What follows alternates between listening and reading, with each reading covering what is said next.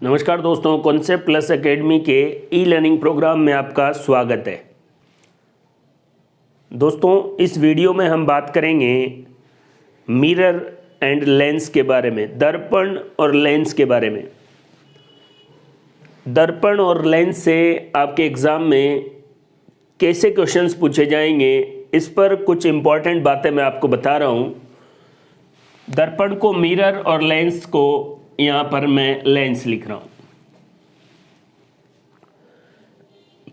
हर बार एक क्वेश्चन पूछा जाता है, आपसे बोला जाता है अवतल दर्पण कौन सा प्रतिबिंब बनाता है। बच्चे सब याद रखते हैं लेकिन कंफ्यूज हो जाते हैं। कभी उत्तल दर्पण का पूछ ले, कभी अवतल लेंस का पूछ ले, कभी उत्तल लेंस का पूछ ले। इंग्लिश में इसको concave mirror, convex mirror, concave lens और कॉन्वेक्स लेंस कहते हैं। मैंने क्या किया, अवतल दर्पण और नीचे उत्तल दर्पण लिख दिया। इधर साइड में ऐसे कैसे ही अवतल लेंस और उत्तल लेंस लिख दिया। एग्जाम में जब भी ऐसे सवाल आते हैं बच्चे गलती कर देते हैं। उनको ज़्यादा रिग्रेट नहीं होता कि थोड़ा सा जैसे उत्तल लेंस कौन सा प्रतिबिंब बनाता है गलत लिख दे, अरे यार ये नहीं, दूसरा होना चाहिए था। अगर आप इस बात को ध्यान में रखेंगे और आप देखें पेपर उठा के, ज़्यादातर एग्जाम में यही सवाल पूछा जाता है। देखिए, आप एक बात याद रख लें, अवतल दर्पण नीचे उत्तल दर्पण लिख दें, अवतल लेंस और नीचे उत्तल लेंस लिख दें। अवतल दर्पण वास्तविक और उल्टा प्रतिबिंब बनाता है, इस बात को ध्यान में रख लें। अवतल दर्पण concave mirror real and inverted, वास्तविक और उल्टा प्रतिबिंब बनाता है, रियल एंड इन्वर्टेड। अवतल दर्पण वास्तविक और उल्टा। अवतल दर्पण मुख्यतः, सामान्यतः, जनरली कौन सा प्रतिबिंब बनाता है, वास्तविक और उल्टा प्रतिबिंब बनाता है। तो बताइए, अब क्रॉस मल्टीप्लाई रखें, उत्तल लेंस भी कौन सा बनाता है, वास्तविक और उल्टा। पहले आप लिखने का पैटर्न, अवतल के सामने अवतल लेंस, उत्तल दर्पण के सामने उत्तल लेंस। अवतल दर्पण कौन सा प्रतिबिंब बनाता है, वास्तविक और उल्टा। तो फिर आप याद रखें, दूसरा प्रतिबिंब होता है आभासी और सीधा, वर्चुअल एंड इरेक्ट। उत्तल दर्पण और अवतल लेंस इस तरीके का प्रतिबिंब बनाता है।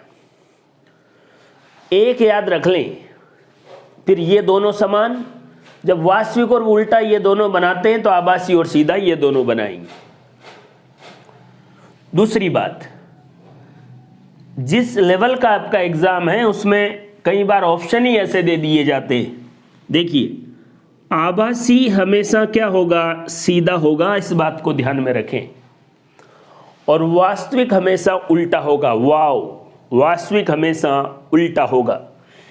आपसे किसी ने कहा कि कोई दर्पण है वो वास्तविक और सीधा प्रतिबिंब बनाता है, तो ऑप्शन ही गलत है। वास्तविक कभी भी सीधा नहीं हो सकता, वास्तविक हमेशा उल्टा होगा और आभासी हमेशा सीधा होगा। याद रखने का तरीका, सी सीधा और वाव वास्तविक क्या हो जाएगा, उल्टा। प्रतिबिंब या इमेज से रिलेटेड कोई सा भी क्वेश्चन आए, अब गलत नहीं होना चाहिए।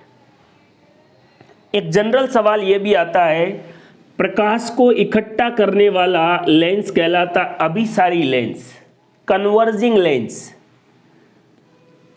और फैलाने वाला लेंस कहलाता है अपसारी लेंस, डाइवर्जिंग लेंस। प्रकाश को इकट्ठा करने वाला अभिसारी और प्रकाश को फैलाने वाला अपसारी लेंस। तो आप याद रखें, अभिसारी का मतलब इकट्ठा करने वाला, और इकट्ठा करने वाला लेंस कौन सा है, उत्तल लेंस। तो प्रकाश को इकट्ठा करने वाला दर्पण कौन सा है, अवतल दर्पण। प्रकाश को इकट्ठा करने का काम अगर दर्पण पूछे तो अवतल दर्पण और लेंस पूछे तो उत्तल लेंस। फैलाने का काम अवतल लेंस और कौन सा, उत्तल दर्पण। अपसारी और अभिसारी। दूसरा, कौन कैसा प्रतिबिंब बनाता है। और तीसरी बात, आभासी हमेशा सीधा होगा और वास्तविक हमेशा उल्टा होगा। ऑप्शन अच्छे से पढ़ेंगे तो आप आराम से क्वेश्चन क्लियर कर देंगे। अगली बात देखिए, आपके सामने एक जादुई दर्पण है। अगर उसके सामने आप खड़े होते हैं तो आपका सिर बड़ा दिखाई देता है, आपका पेट उधर वाला भाग समान साइज का दिखाई देता है और आपकी टांगें छोटी दिखाई देती है। तो बताइए जादुई दर्पण में दर्पण किस क्रम में लगे हुए हैं। आपका सिर बड़ा दिखाई दे रहा है, इसका मतलब दर्पण के ऊपरी भाग में अवतल दर्पण है, कॉनकेव मिरर है। आपका पेट समान साइज का दिख रहा है, इसका मतलब बीच वाले भाग में प्लेन मिरर है, समतल दर्पण है। आपकी टांगें छोटी दिखाई दे रही है, इसका मतलब निचले वाले भाग में उत्तल दर्पण है, कॉन्वेक्स मिरर है। क्रम आपसे पूछा जा सकता है। दूसरी बात देखिए, उत्तल दर्पण कौन सा प्रतिबिंब बनाता है। उत्तल दर्पण आभासी और सीधा। जब अवतल दर्पण वास्तविक और उल्टा बनाता है तो उत्तल दर्पण आभासी और सीधा। एक बात और, समतल दर्पण कौन सा प्रतिबिंब बनाता है, प्लेन मिरर कौन सा प्रतिबिंब इमेज बनाता है, ये भी आभासी और सीधा। अब आपका दिमाग चलना चाहिए, फिर दोनों में फर्क क्या हुआ। उत्तल दर्पण भी आभासी सीधा और समतल दर्पण भी आभासी सीधा, तो फिर ये आभासी और सीधा दोनों में डिफरेंस है क्या। समतल दर्पण जब आभासी और सीधा बनाता है तब प्रतिबिंब बिंब के समान साइज का होगा। जिस साइज का बिंब है उसी साइज का प्रतिबिंब होगा। लेकिन जब उत्तल दर्पण आभासी और सीधा बनाता है तो प्रतिबिंब या इमेज क्या होती है, छोटी होती है, इमेज का साइज छोटा होगा। एक तो सीधा होता है और एक साइज छोटी होती है, इसीलिए उत्तल दर्पण का इस्तेमाल वाहनों के साइड मिरर के रूप में, ड्राइवर के साइड में जो दर्पण होता है उसमें किस दर्पण का यूज किया जाता है, उत्तल दर्पण। समतल दर्पण का यूज ड्रेसिंग टेबल में किया जाता है। एक दर्पण है जो आभासी और सीधा और छोटा प्रतिबिंब बनाता है, कौन सा है, उत्तल दर्पण। एक दर्पण है आभासी सीधा और समान साइज का प्रतिबिंब बनाता है, कौन सा है, समतल दर्पण। अवतल दर्पण जनरली कौन सा प्रतिबिंब बनाता है, वास्तविक और उल्टा। अब आपको ऑप्शन के अकॉर्डिंग चलना पड़ेगा। उत्तल दर्पण के लिए आपको एक चीज याद रखनी है, समतल दर्पण के लिए आपको एक चीज याद रखनी है। दोनों का प्रतिबिंब का प्रकार समान है, बस यहां साइज समान है और यहां पर छोटा है। कॉनकेव मिरर क्या है, सामान्य तो वास्तविक और उल्टा बनाता है, लेकिन एक कंडीशन में, कब, जब बिंब इस दर्पण के ध्रुव और फोकस के बीच रखा हो, तब ये आभासी और सीधा भी बना सकता है। ध्यान से देखना भाई, ध्रुव या पोल क्या होता है, फोकस क्या होता है, डिटेल में आपको पढ़ना है। कहीं पर भी फोकस और ध्रुव के बारे में पढ़े। मैं आपको आपके एग्जाम के क्वेश्चन आसानी से क्लियर हो। कई बार आप चीज़ें बहुत सारी पढ़ लेते हैं, लेकिन एग्जाम का क्वेश्चन जो आपसे पूछा गया है वो बात आपने अच्छे से पढ़ी नहीं, आप कंफ्यूजन में रहे और गलत ऑप्शन टिक करके आ गए। मेरा यहाँ पर पर्पज ये है कि एग्जाम का क्वेश्चन जो आए वो आप कॉन्फिडेंटली, बिल्कुल क्लियरिटी के साथ टिक करें। अवतल दर्पण अगर ऑप्शन में सामान्य रूप से पूछा जाए तो हमेशा क्या बनाएगा, वास्तविक और उल्टा। लेकिन एक कंडीशन, जब बिंब ध्रुव और फोकस के बीच हो तब वो आभासी और सीधा बनाता है। मैं लिख देता हूं, जब बिंब कहाँ हो, फोकस और ध्रुव के बीच, पोल और फोकस के बीच अगर कोई वस्तु खड़ी हो, कोई बिंब हो, तो उसका प्रतिबिंब अवतल दर्पण कैसा बनाएगा, आभासी और सीधा। फिर आपके दिमाग में आना चाहिए कि आभासी और सीधा तो ये भी बनाते थे, फिर ये आभासी और सीधा इनसे अलग कैसे। देखो, जब समतल दर्पण होगा तब आभासी और सीधा समान साइज का होगा, जब उत्तल दर्पण होगा आभासी और सीधा छोटी साइज का होगा। इसलिए वाहनों के साइड दर्पण में किसका इस्तेमाल होता है, उत्तल दर्पण का। लेकिन जब अवतल दर्पण आभासी और सीधा बनाएगा तब प्रतिबिंब कैसा होगा, बड़ा होगा।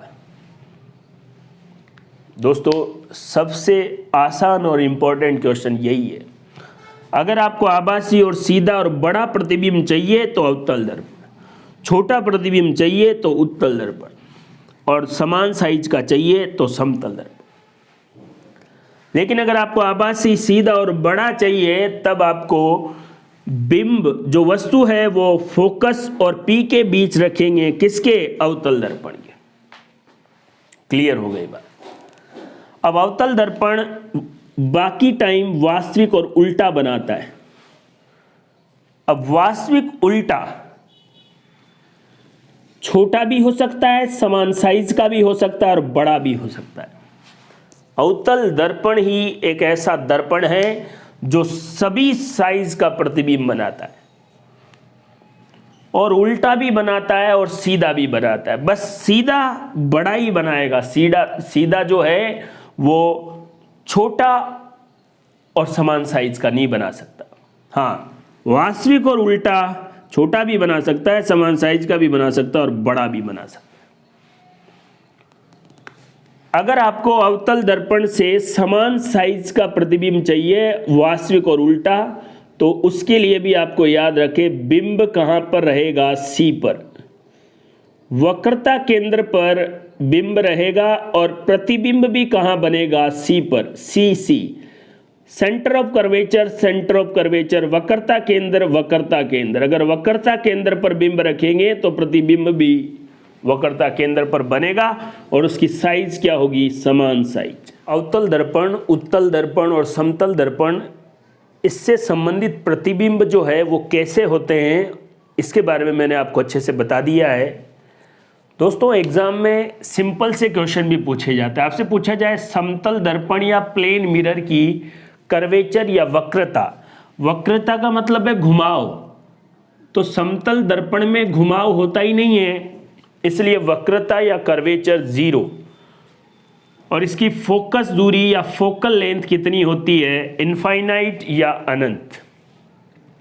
एक तो ये याद रखें।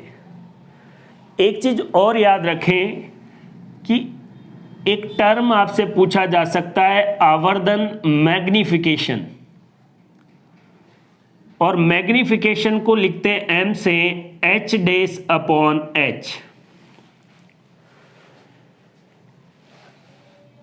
h' है प्रतिबिंब की ऊंचाई और h है बिंब की ऊंचाई। अब जब दोनों बराबरी होती है तो m का मान क्या होता है, 1। समतल दर्पण के लिए आवर्धन का मान क्या होता है, 1, और प्लस का 1 का मतलब है प्रतिबिंब सीधा होगा। जब दोनों का साइज समान है, किसी भी भिन्न का अंश और हर बराबर है तो 1 आ जाएगा।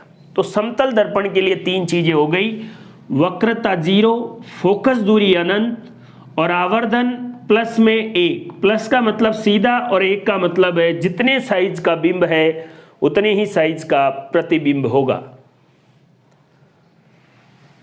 अब देखिए अवतल दर्पण और उत्तल दर्पण से जुड़ी और कॉन्सेप्चुअल बातें। कॉनकेव मिरर और कॉन्वेक्स मिरर, इसकी फोकस दूरी लेते हैं माइनस में और इसकी होती है प्लस में। और आपके एग्जाम का महत्वपूर्ण फॉर्मूला R = 2F। R कहते हैं कर्वेचर, रेडियस ऑफ कर्वेचर वक्रता त्रिज्या, और एफ क्या है, फोकस दूरी। फॉर्मूले से आपको क्या पता लगा कि किसी भी दर्पण या लेंस के लिए फोकस दूरी का दोगुना करने पर क्या आ जाएगी, वक्रता त्रिज्या, या वक्रता त्रिज्या का आधा करने पर क्या आ जाएगी, फोकस दूरी। ये फॉर्मूला बिल्कुल आसान है, बस आपको लैंग्वेज से क्वेश्चन गलत नहीं कर देना है। यह आपको याद रखना पड़ेगा कि अवतल दर्पण के लिए फोकस दूरी माइनस में और उत्तल दर्पण के लिए प्लस में होती है। जैसे क्वेश्चन आया 15 सेंटीमीटर फोकस दूरी वाले अवतल दर्पण की वक्रता त्रिज्या बताइए। तो आपको पता है वक्रता त्रिज्या का फॉर्मूला R बराबर 2f। आपको फोकस दूरी दे रखी है और फोकस दूरी कितनी है, 15 सेंटीमीटर।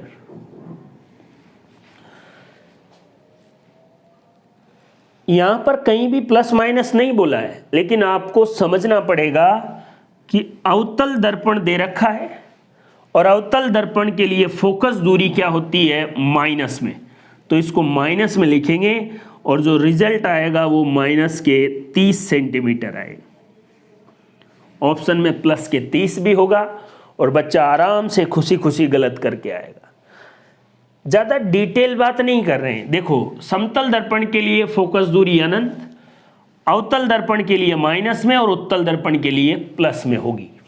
इस तरीके से आप वक्रता त्रिज्या दे रखी है, मान लो R बराबर 30 दे रखा है, तो फोकस दूरी R/2 करके निकाल लेंगे। इतना तो आपको पता है, अगर F निकालना है तो R दे रखा है तो बाई 2 कर लेंगे।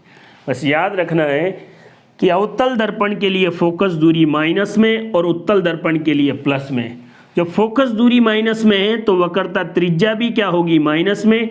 यहां पर इसकी वक्रता त्रिज्या किस में होगी, प्लस में। आपसे कोई बोले कि एक दर्पण जिसकी वक्रता त्रिज्या ऋणात्मक है, बताइए वो कौन सा दर्पण है। वक्रता त्रिज्या नेगेटिव मतलब दर्पण अवतल दर्पण, वक्रता त्रिज्या पॉजिटिव इसका मतलब उत्तल दर्पण। और देखिए, अब है लेंस के बारे में जानकारी। ऐसा दर्पण जिसका परावर्तक पृष्ठ, रिफ्लेक्टिंग सरफेस, जिस सरफेस से प्रकाश टकरा के वापस जाता है वो है परावर्तक पृष्ठ। अगर परावर्तक पृष्ठ समतल है तो समतल दर्पण, घुमावदार या गोलीय है तो गोलीय दर्पण।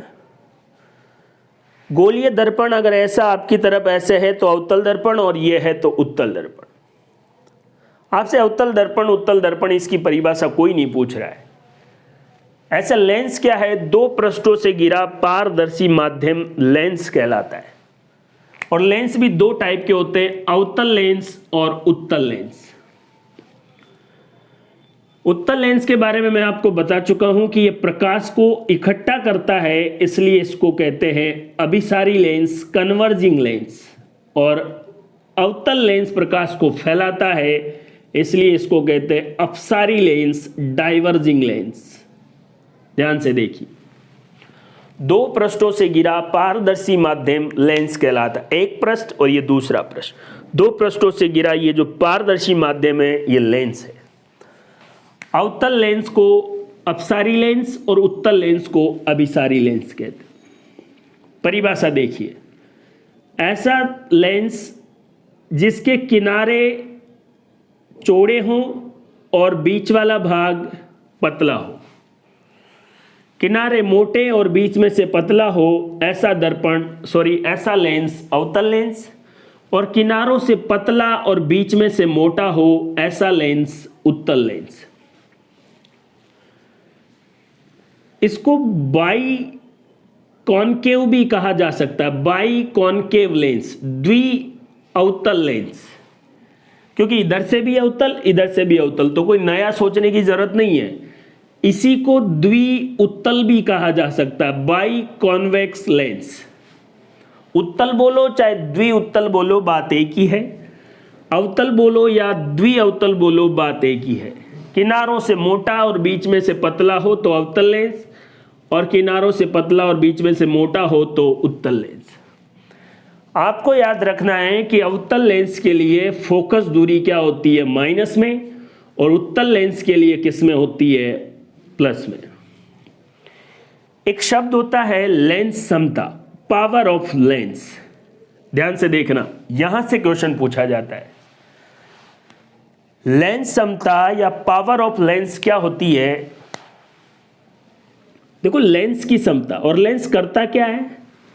या तो प्रकाश को इकट्ठा करता है या फैलाता है। तो लेंस के द्वारा प्रकाश को इकट्ठा करने और फैलाने की क्षमता क्या कहलाती है? लेंस समता। और इसको प्रदर्शित किससे करते हैं? P से। और P का फॉर्मूला है 1/f। और f क्या है? फोकल लेंथ या फोकस दूरी। याद रखें, यहां पर फोकस दूरी आपको मीटर में रखनी है। सेंटीमीटर में दे रखी हो तो उसको मीटर में बदलो और फिर यहां पर f का मान रखो, तब जाके आपके पास लेंस समता आएगी। और जो लेंस समता आएगी उसका मात्रक क्या होगा? डायोप्टर। कैपिटल D से लिखते हैं इसको। लेंस समता का मात्रक क्या है? डायोप्टर। एक डायोप्टर की परिभाषा क्या है? एक डायोप्टर उस लेंस की लेंस समता है जिसकी फोकस दूरी 1 मीटर हो, या 1 मीटर फोकस दूरी वाले लेंस की लेंस समता 1 डायोप्टर के बराबर होगी।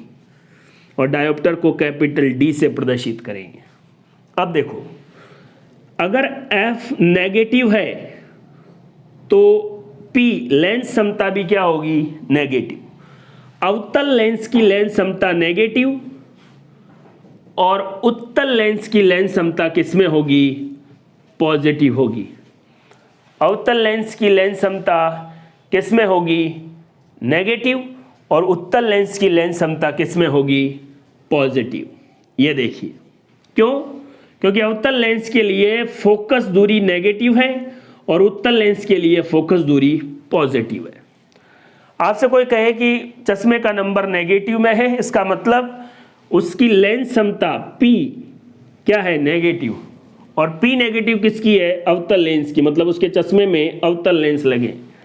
अगर चश्मे के लेंस की लेंस समता पॉजिटिव में है तो उसके चश्मे में उत्तल लेंस लगे हुए। और एक डायोप्टर उस लेंस की लेंस समता है जिसकी फोकस दूरी 1 मीटर हो। अगर आपको लेंस समता डायोप्टर में चाहिए तो याद रखें, फोकस दूरी किस में होनी चाहिए? मीटर में। यह एक क्वेश्चन देखिए, एक अवतल लेंस की फोकस दूरी 25 सेंटीमीटर है, इसकी लेंस समता बताइए। छोटी छोटी गलतियां आपको नहीं करनी है। ये लेंस समता का सूत्र कितना है? 25। अगर इसको 100 से डिवाइड करेंगे तो 100 ऊपर चला जाएगा। और कितना आ गया? 100/25। कितना आ गया? 4। लेंस समता 4 डायोप्टर आ गई। लेकिन आपको याद रखना है कि लेंस कौन सा है? अवतल लेंस। तो उसकी फोकस दूरी किस में होगी? माइनस में। तो उसकी लेंस समता भी किस में आएगी? कई बार सीधा क्वेश्चन पूछा जाता है कि अगर आपके पास एक लेंस है जिसकी लेंस समता माइनस के 3 डायोप्टर है, बताइए इस लेंस की प्रकृति कौन सी है? कौन से प्रकार का लेंस है? तो अगर लेंस समता माइनस में है तो वो कौन सा लेंस होगा? अवतल लेंस। और अवतल लेंस प्रकाश को फैलाता है, इसलिए इसको क्या कहेंगे? अपसारी लेंस, डाइवर्जिंग लेंस। लेंस समता, फोकस दूरी, पॉजिटिव या नेगेटिव, ये भी ध्यान में रखना है। एक डायोप्टर, डायोप्टर क्या है? लेंस समता का मात्रक है। और एक डायोप्टर की परिभाषा क्या है? कि उस लेंस की लेंस समता है जिसकी फोकस दूरी 1 मीटर हो। लेंस समता के बाद हम बात करते हैं, एग्जाम में आपसे पूछा जा सकता है कॉम्बिनेशन ऑफ लेंस, लेंसों का संयोजन। ये भी बिल्कुल आसान बात है, लेकिन एग्जाम में आपसे कैसे पूछी जाएगी देखिए। मान लीजिए आपको बोला गया एक लेंस है जिसकी लेंस समता 4 डायोप्टर है, और एक दूसरा लेंस है जिसकी लेंस समता माइनस के 3 डायोप्टर है। इन दोनों लेंसों का संयोजन किया जाता है, इन दोनों लेंसों को जोड़ा जाता है, इनको दोनों को कंबाइन किया जाता है, कॉम्बिनेशन किया जाता है इनका। कॉम्बिनेशन के बाद एक नया लेंस बनता है, उसकी लेंस समता बताइए। तो सिंपल बीज गणितीय आपको टोटल कर देना है दोनों लेंस की लेंस समता का। पहले लेंस की लेंस क्षमता कितनी है, प्लस के 4 डायोप्टर, दूसरे की कितनी है, माइनस के 3 डायोप्टर, प्लस और माइनस कितना हो गया, माइनस। नया जो लेंस आएगा उसकी लेंस क्षमता क्या हो गई, 1 डायोप्टर। आपसे पूछे लेंस कौन सा बनेगा, तो याद रखें ये कौन सा लेंस होगा, उत्तल लेंस।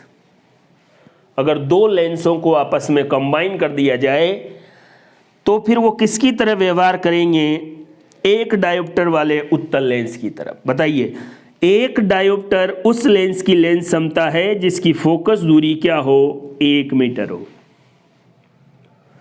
तो 1 डायोप्टर क्या हो गया, इसकी लेंस क्षमता हो गई। वैसे अंडरस्टूड बात यह है कि ये प्लस में था तो ये कौन सा लेंस हो गया, उत्तल लेंस, और ये माइनस में है पावर तो ये कौन सा हो गया, अवतल लेंस।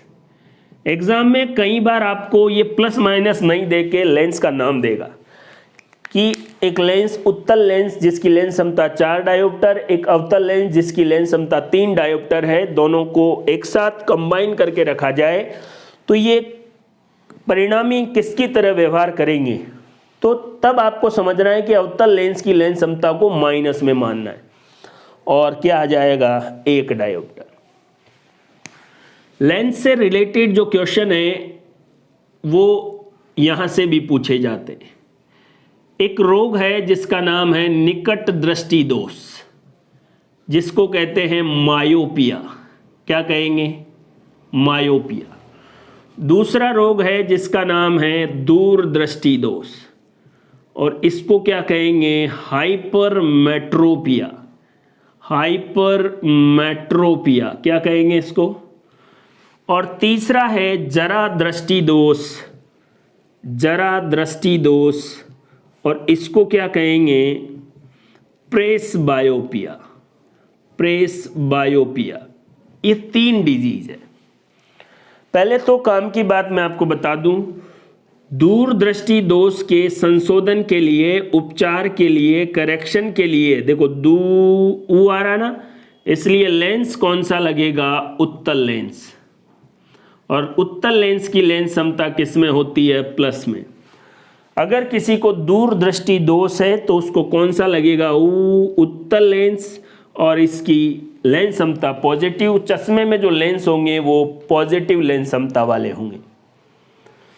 तो फिर निकट दृष्टि दोष में इसका उल्टा हो जाएगा और लेंस कौन सा लगेगा, अवतल लेंस, कॉनकेव लेंस, और इसकी लेंस क्षमता माइनस में। तो आप ये समझ चुके हैं कि ज़्यादातर लोगों को निकट दृष्टि दोष होता है क्योंकि ज़्यादातर लोगों के चश्मे के नंबर माइनस में ही होते हैं। जरा दृष्टि दोष में क्या होता है वो देखते हैं। इनके चश्मे में दोनों लेंस लगे हुए होंगे, ऊपर की तरफ अवतल लेंस और नीचे की तरफ उत्तल लेंस। बहुत सारे एग्जाम में ये भी पूछा जाता ऑर्डर, तो ऊपर अवतल क्योंकि पहले, और फिर नीचे उत्तल। ऐसे लेंस को कहते हैं द्विफोक्सी लेंस, बाइफोकल लेंस, प्रेसबायोपिया या जरा दृष्टि दोष के लिए। तीनों रोगों में वास्तव में होता क्या है ये भी समझ लीजिए। एग्जाम में आपसे सीधा सवाल पूछा जाता है, मैंने आपको समझा दिया है। दूरदृष्टि दोष, ऊ से उत्तल लेंस याद रखना, तो निकट दृष्टि दोष से अवतल। जरा दृष्टि दोष में दोनों ही ऊपर की तरफ अवतल और नीचे की तरफ उत्तल होता है। याद रखने का तरीका, हिंदी का जो नाम है उसमें पहले जो वर्ड है उसको गोला कर लो, और जो गोले में है वो सांप दिखाई देगा। मतलब इस रोग में निकट की वस्तु क्या दिखाई देती है, सांप, और दूर की वस्तु क्या दिखाई देती है, धुंधली। ऐसा रोग क्या कहलाएगा, निकट दृष्टि दोष।